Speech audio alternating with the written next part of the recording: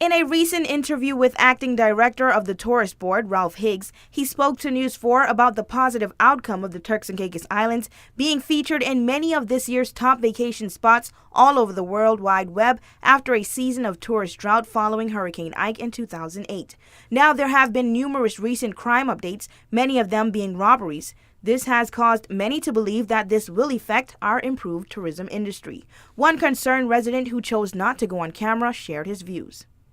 Well, I think it's affecting us a lot because that's the only way how we get our money come to tourism most likely, and it's pretty much running the tourists away from our country, and I think it's not cool. We need more police, law enforcement around here. We need a lot of things around here, and there's no one taking this under consideration until something really seriously happens.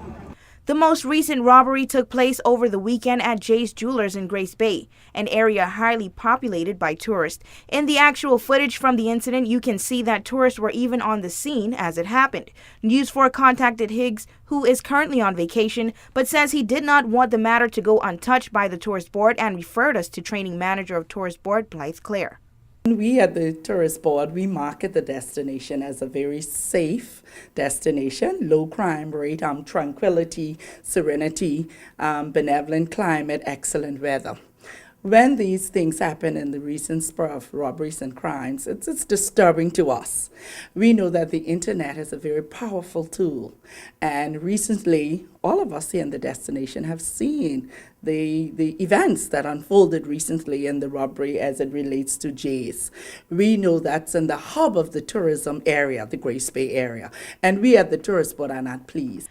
Claire said that in recent times, Tourist Board officials and the TCHTA have been delighted to list the TCI as a crime-free country on the World Wide Web, and they fear that this will no longer be the case. However, they remain hopeful that crime will decrease. She added, in order for this to happen, residents must work along with the police officials.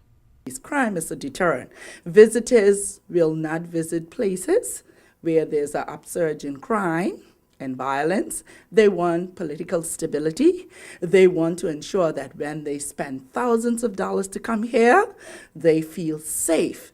And I must appeal to our citizens, those of us who live in Provo and in the entire Turks and Caicos, assist our local authorities. They have a very hard job to do. And if you know anything, if you can identify anybody, or if you know anything about the recent robberies, not recently Jay, but others, there are a lot of unsolved crimes out there. And we need to be partners with the police department. We at the Tourist Board work in conjunction with the Turks and Caicos Hotel and Tourism Association, who have been doing a wonderful job at promoting the destination.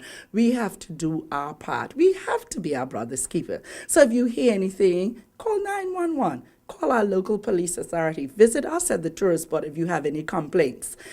For WIV4 News, I'm Amanda Miller.